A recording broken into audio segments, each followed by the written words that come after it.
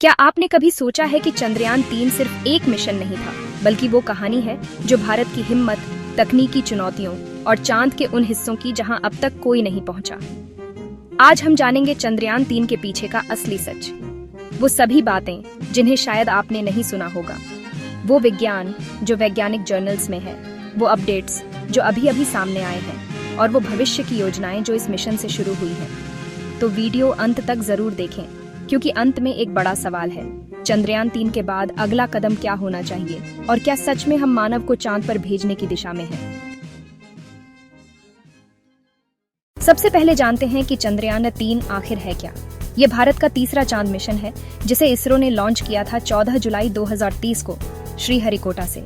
इसमें 3 मुख्य हिस्से थे, एक लैंडर विक्रम, एक रोवर प्रज्ञान और एक प्रोपल्शन मॉड्यूल। मिशन का सबसे बड़ा उद्देश्य था चांद पर सफल सॉफ्ट लैंडिंग करना, फिर रोवर के जरिए सतह का अध्ययन करना और चांद के तापमान, खनिज, प्लाज्मा और रासायनिक संरचना के बारे में नई जानकारियां जुटाना। ये लैंडिंग चांद के दक्षिणी हिस्से में हुई, जहां पहले कभी कोई नहीं पहुंचा था। इस लैंडिंग साइट का नाम रखा गया शिव शक्ति पॉइंट और यह चांद के दक्षिण ध्रुव से लगभग 600 किलोमीटर दूर है। अब सवाल है कि ये इतना बड़ा काम कैसे हुआ। दरअसल चंद्रयान-2 की असफलता से इसरो ने बहुत कुछ सीखा। चंद्रयान-2 का लैंडर करीब 2 किलोमीटर की ऊंचाई से संपर्क खो बैठा था। इस गलती को सुधारने के लिए चंद्रयान-3 को डिजाइन किया गया, जिसमें बेहतर सेंसर, एडवांस नेविगेशन सिस्टम और फेलियर से निपटने के लिए नए एल्गोरिथम लगाए गए। इसे कहा गया फेलियर बेस्ड डिजाइन, यानी ऐसा डिजाइन जो संभावित विफलताओं को पहले से ध्यान में रखकर बनाया गया। अब आते हैं उन छिपे हुए सचों पर जो आमतौर पर मीडिया में नहीं बताए जाते। चंद्रयान-3 के प्रोपल्शन मॉड्यूल में एक खास उपकरण लगाया गया जिसका नाम है शेप। इसका काम था पृथ्वी की रोशनी और प्रतिबिंब को स्पेस से मापना, ताकि भविष्य में जब हम किसी और ग्रह पर जीवन खोजें तो हमें पता चल सके कि पृथ्वी जैसी परिस्थितियों को दूर से कैसे पहचाना जाए। यानी यह मिशन सिर्फ चांद के लिए नहीं, बल्कि एक्सोप्लैनेट रिसर्च के लिए भी मददगार साबित हुआ। एक और दिलचस्प बात यह है कि इस मिशन में एक अल्टरनेट लैंडिंग साइट भी तैयार रखी गई थी।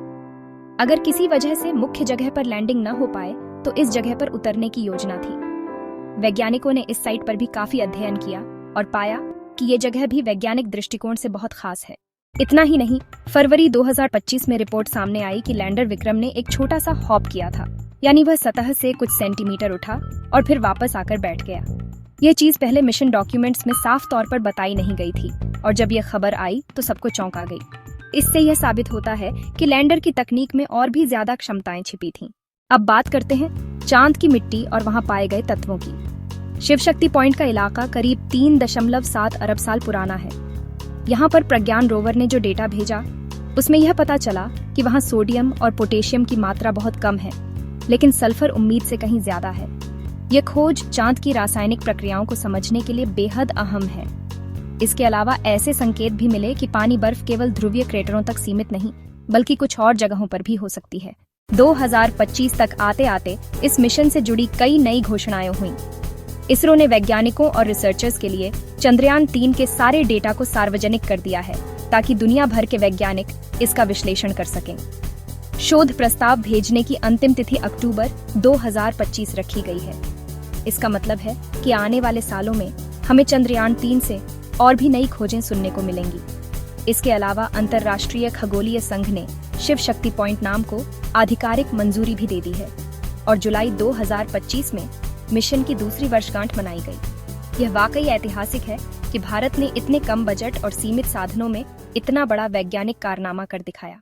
अब कुछ मिथकों और सच की तुलना कर लेते हैं। बहुत लोग मानते हैं कि चंद्रयान-3 ने चांद के बिल्कुल ध्रुव पर लैंड किया, लेकिन असलियत ये है कि यह ध्रुव से करीब 600 किलोमीटर दूर लैंड हुआ।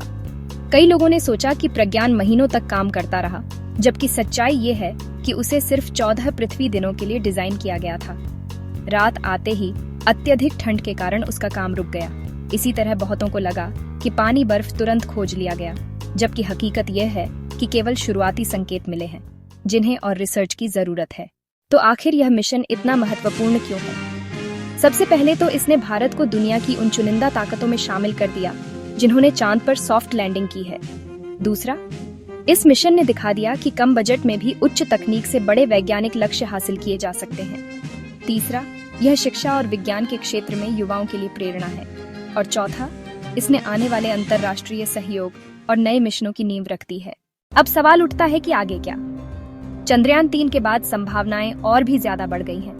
हो सकता है कि भविष्य में चंद्रयान 4 आए जो चांद से मिट्टी और चट्टान के नमूने पृथ्वी पर लेकर आए।